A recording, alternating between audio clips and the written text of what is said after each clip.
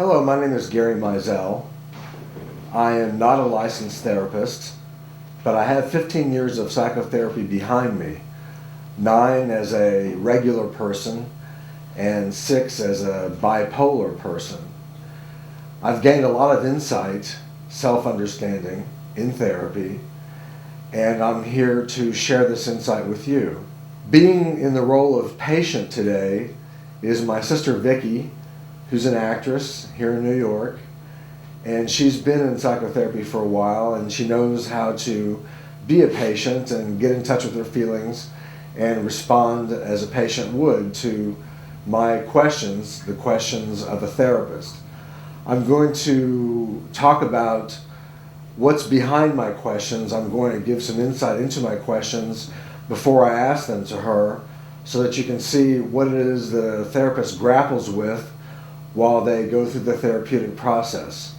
So now, let's begin. Vicki, tell me, why are you in psychotherapy? Well, I'm presently in psychotherapy for 2 reasons. One is I've had a pattern of attracting unavailable men, and I've never actually lived with anyone since college. And I'm now in my 40s, and I don't really want to be 60 and be alone. That's one. Mm-hmm. And the second thing is I was in an accident a couple years ago, and it's limited me physically, and I've always been an overdoer, kind of superwoman doing everything, and I'm not able to do that anymore. So in my sessions now, it's to kind of help sort through what I'm capable of doing without overexhausting myself and then ending up unable to do much. That was an introductory question to warm Vicki up and get her used to talking and prepare her to get more in touch with her feelings. Now I'm going to ask a question that's about halfway in between the deepest feelings and some of the surface information. Vicki, I am aware of some of your past relationships and the fact that they didn't really work out as you had hoped and expected. Can you talk a little bit about them and what some of your hopes and expectations and disappointments were? I guess the 2 most significant ones is somebody almost 11 years ago looked like my grandfather. And this was somebody older than I was, and I had some concerns about that. But overall, really seemed to love me, really wanted a commitment. And I worked very hard to be able to get to a point of being willing to commit. And then when there was a time for us to kind of join together, I was shocked and extremely disheartened to find that this man had a girlfriend that I'd never known about at all, and that he ended up choosing her over me. Did he tell you why? He said he got scared, that he thought, in his words, I was so smart and so beautiful that he thought I would have dumped him, so he dumped me before I would have a chance to dump him. What about some of the other men in your life? Well, that kind of set up a real strong fear thing for me, and I was really afraid at that point after that to ever really trust somebody really close. So I had a long-time friend, very long-standing friend, who did lie to me about another woman. And I thought, oh no. So then we remained friends actually over time, almost 6-7 years. And I think in the back of my mind, I'd always had this fantasy that eventually, since I'm such a good friend, I'm such a wonderful friend, I'm such a good person, I'm so helpful, that he'll eventually dump all the others and he'll choose me. And it started to look like there was finally going to be time for us. And yet again, there was another hidden girlfriend. Mm. And that was kind of the end of that, and sort of the end of dating for me, really, since that time. It seems like Vicki's starting to get in touch with her feelings. Feelings are really what therapy is about, feelings leading into insights, which is kind of a self-discovery. I'm going to ask Vicki a question that I hope will take her about 75% of the way to her feelings. So in this relationship, this 7-year relationship, what was the most disappointing aspect? that through all the highs and lows of the relationship, that the bond of the friendship, which I thought really had trust, and that even in the end when I asked him to be honest with me, still, after all that time and all the hurt I'd gone through in past times where he had, not been honest, and the goodness that he gave and that we both gave to each other, that in the end he still couldn't be honest with me. Mm-hmm. That was the big disappointment, and because of that, I lost my ability to be able to have any desire to be closer, more intimate, to take this special weekend we were supposed to have that I really felt I deserved after all this time. What if he had been honest with you? Would that have made a difference? Absolutely. Absolutely. We'd still be friends today if he'd been honest with me. How are you feeling right now? I'm remembering the deep pain almost in my body, the terror, that at this point to be around him would feel like it caused terror in me, because, and the neediness in me, that this was the person who I counted on for almost everything. If there were, my father died, I'd call him first. If I got an acting job, I'd call him first. If I needed help with a graduate school paper, I'd call him first. If I had a good day, I'd call him first. If I had a bad day, I'd call him. I mean, he was really my best friend. Mm-hmm. And to know me as well as he knew me, and violate the trust, because we had talked about this more than once, to me is like kicking someone taking a bat and just kick him in the knees. Mm-hmm. It seems like Vicki is almost in tears over this issue of this gentleman that she'd known for 7 years. This is an opportunity to get to the deepest feelings revolving around relationships and men, and possibly her relationship with her mother. So I'm going to ask a question that I hope will get to some of the deepest feelings now. Keep in mind, when you're in therapy, this is a very quick way of getting in touch with feelings if you don't feel defensive. If you can do this, as Vicki is able to do right now, not be distracted by the cameras, not be distracted by the therapist, not be distracted by anything really, and being very close to her feelings, this is what you can accomplish. So Vicki, is there a deeper issue surrounding these men, something involving your upbringing? I took a class, I guess a year and a half ago in graduate school, in a psychology class. And the course was called Object Relations Theory. And what it got me in touch with was that I was bringing all this on to myself. That that my subconscious was attracting these kinds of men to bring to me a conscious level of awareness of something that happened to me as a child. And what happened to you as a child? I'm hesitant to, well, my mother's now deceased. She's been dead 23 years. Mm-hmm. And I want to preface this because I don't want people judging my mother. Mm-hmm. My mother was very unhappily married. Extremely, extremely unhappily married. And because of her own upbringing, made choices that didn't support her well-being in her life. Mm-hmm. She felt she had to take care of her parents. She was afraid to pursue her own acting career given the fact that she could risk and lose, and that if she married my dad, it looked like a win, at least for her parents. How does your relationship with your mother tie into your relationship with these men? Well, after 8 years of marriage, and my mother shared with me many, many, many years later that she'd actually never had an orgasm with my father, there was a man whose wife was ill. She was in a sanitarium at the time, who saw my mom. His head turned. Even though I was a baby in her arms, he went after her and pursued her very strongly. My mother was vulnerable, he seduced her, and they did have an affair from the time I was 6 months old until the time I was about 8.5 years old. You want me to go on? No, I just want to ask you, since you're delving so deeply into your feelings and into your past, have you developed any insight into this particular experience? One of the things is that I always felt like I was in the way and that something in me was never enough. Mm. And that just me alone, wasn't enough to keep somebody interested or devoted or committed.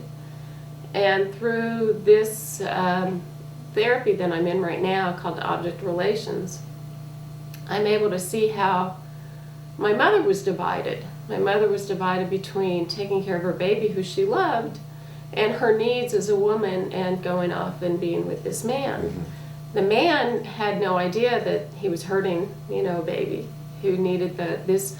During the 0 to 2 years is the critical years of bonding, the child bonding with the mother. And if you have a mother who is with you but kind of not with you at the same time, the baby feels it. I felt it. So you felt the presence of this stranger entering into your life. I felt the presence of this stranger interfering in my ability to bond with my mother. With your mother, uh-huh. And also in trust. I mean, my issues are betrayal and trust. Mm-hmm. So I felt... So that means it's difficult for you to trust a man.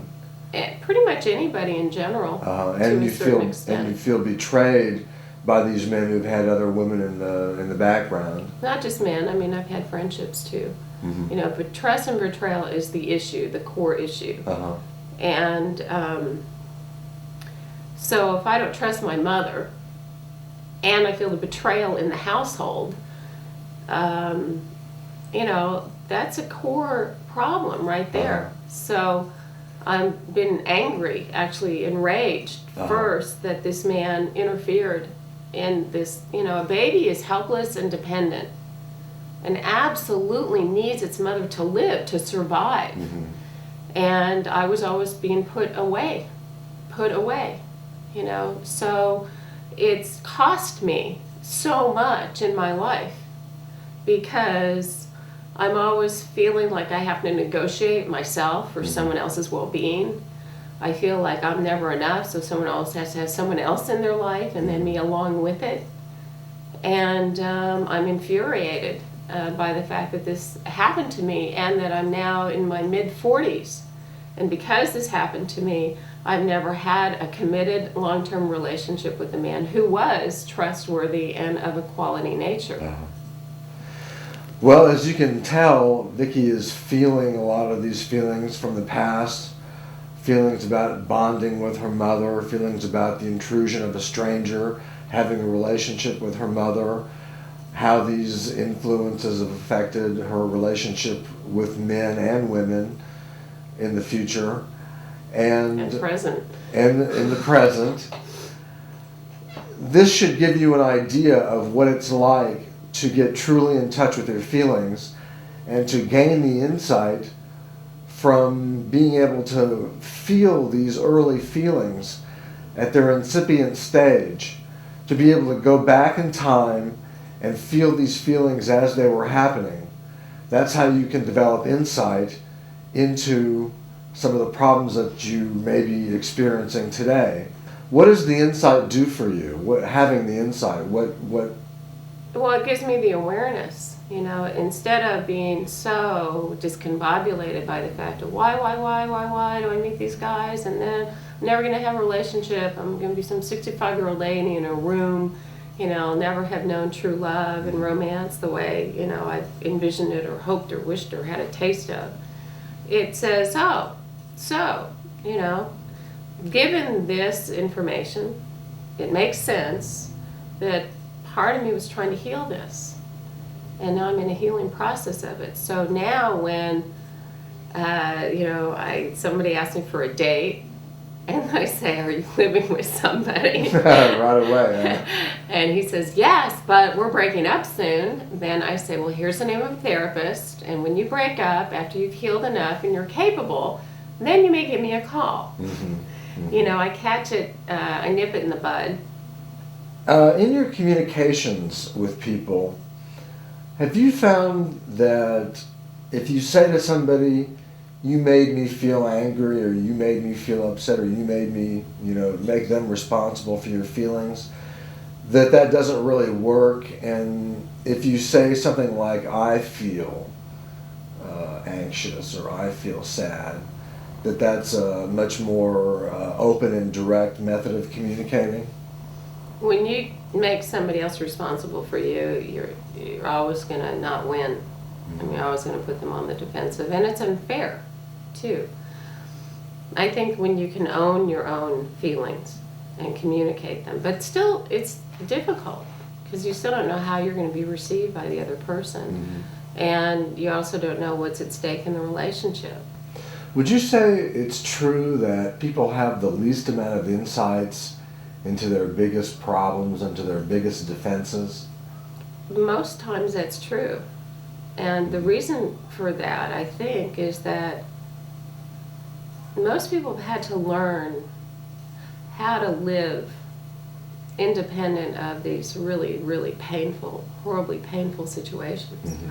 They've had to design themselves in a way that they can function in the world. So for them to go into therapy, I would think would be tremendously threatening, because it's asking them to introduce a painful part of their life and integrate it into their present life. A lot of the time, a therapist will act as a mirror. If you say to the therapist, why are you wearing this blue blazer? They'll say, well, how do you feel about this blue blazer? Or, how are you feeling today? Well, I'm more interested in knowing how you feel today. This is often what you receive in psychotherapy, a mirror into your own feelings so that you can gain the insight that you need. It's not going to do you much good to have a dialogue with your therapist and to know how your therapist enjoyed their lunch. So let me ask you, Vicki, since you've been in therapy for such a long time, how do you feel about the therapist taking a secondary role in the therapeutic session itself? If you say to the therapist, I like your glasses or something, and they say, well, how do you feel about that? How do you feel about that? Is it frustrating for you to have the therapist put the onus back on you? Not now, but at the time, I asked my therapist if she was married. And she said, why do you ask? And the answer I gave me a lot of insight. And I said, well, you're a professional woman, and you seem to have your life seems together. I've never known anyone to be a working woman and have a balanced life. So I was wondering if you were married. And then she said, so as a role model to you, being your therapist, and you've seen a woman who is capable and a career woman, it makes you raise the question whether or not I'd be married. And I said, yeah. And she said, well, yes, I am married. And something just clicked off in my brain. It was like, you mean you can be married and have a life? You can be married and have a career? Oh my God, like I didn't even know it was possible. So by her reflecting it back to me, it opened up something I might have missed. So that's for our viewers, it's valuable to have these things reflected back upon the patient. What do you look for in a therapist? I think that's an important point. The first therapist I had, I just went because it was somebody that your therapist suggested, and I didn't question it. And I didn't have any other experience to gauge to know whether it was good or not good. In retrospect, he was not really a good therapist for me. And my second therapist was probably better, but I think what I looked for this last time was I need somebody who can do a sliding scale, I need somebody who's trained in object relations, who really can do the work I need to do now.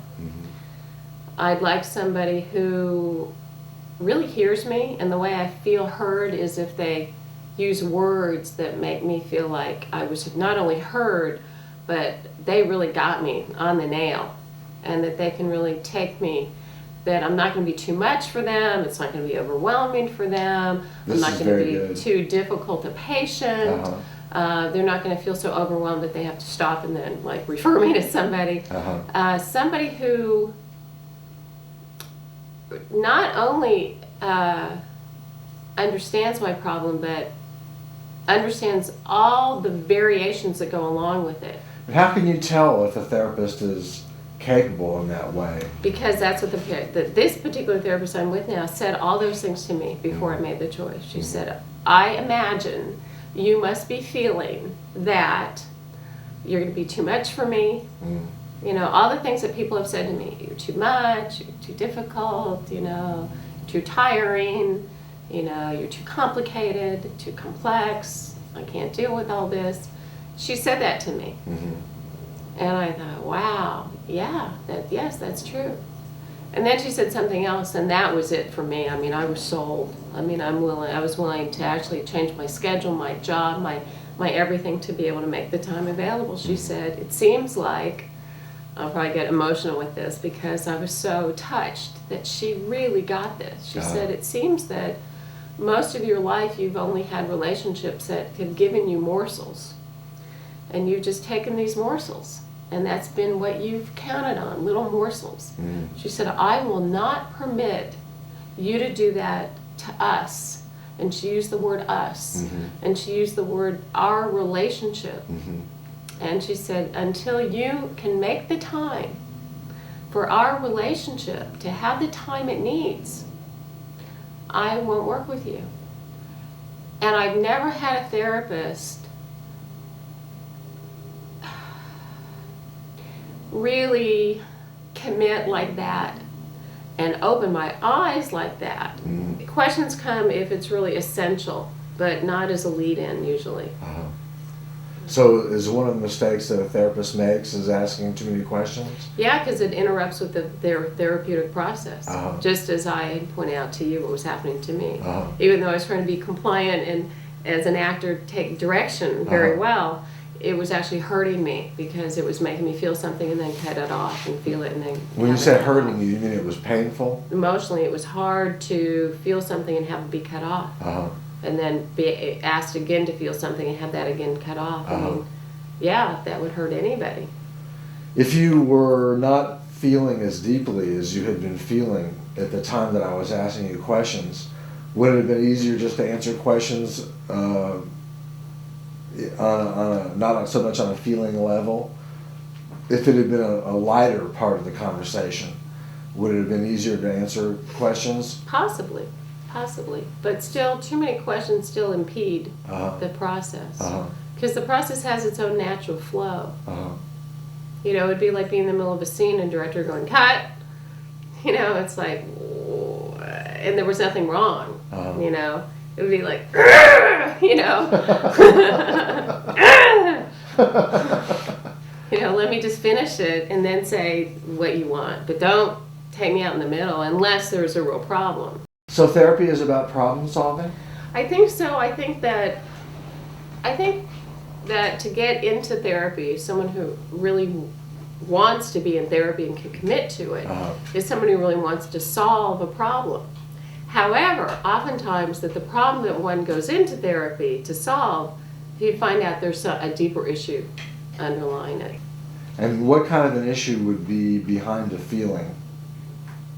Well, I went in because I thought, you know, I was attracting the wrong men, and what's the deeper issue really has to do with the insufficient, well, completely bonding with my mom. You know, because of this intruder, outsider that was there. So the lack of bonding with your mother created problems in your relationships with men. Right. The bonding problem made it impossible for you to bond with men, or the fact that there were other women involved as what created the. Well, basically, I probably could only bond with somebody who had somebody else in the picture. Uh-huh. My pattern was one of a threesome, so I attracted threesomes. Uh-huh. You know, and I hated it, and I felt like I wasn't, you know, I had issues, so therefore I was probably too much for them, and so they probably have to have somebody else, you know, so, you know, because they could only take me in doses, so to speak, you know, was my thinking. But when I got to what the real core issue is, you know, it's like, geez, I don't have to put up with that anymore. I don't want to put up with that anymore, and I won't. But prior to that, I felt I had to. Romance is something that you're missing right now? Yeah, I'm missing, and I feel I still don't trust it yet. I'd like to just stay with my cats and my therapist for a while longer. I really don't want to try right now. I just don't want it. I mean, yeah, I love all the right stuff, but I just don't want to go through any more wrong stuff. I can't live through it again. It's difficult for you to trust men now? Anybody, you know, anybody. It's difficult for you to trust. Right. Except my cats. Uh-huh. I can count on them. You can count on your cats. And I'm learning how to count on my therapist. Uh-huh. Do you have a suspicion of people? Not a basic suspicion of people, no. Otherwise, I wouldn't have gotten in trouble as often as I have. Uh-huh. I have blind spots. I'm learning what those blind spots are. Go ahead. Oh, I was going to say that you might want to mention to people why people don't go into therapy. Okay, why do people not go into therapy? Just for, like, this one thing.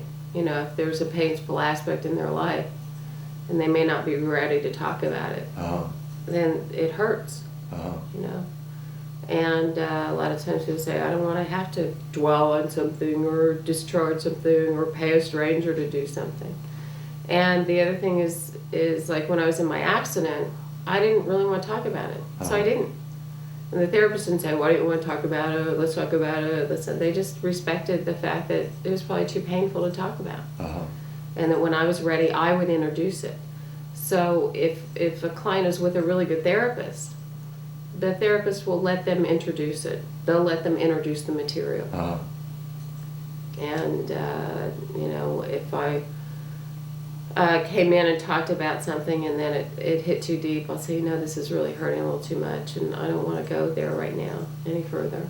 And the therapist will take note. So the reason that people don't go into therapy is because they don't want to feel the pain? I'm sure of it.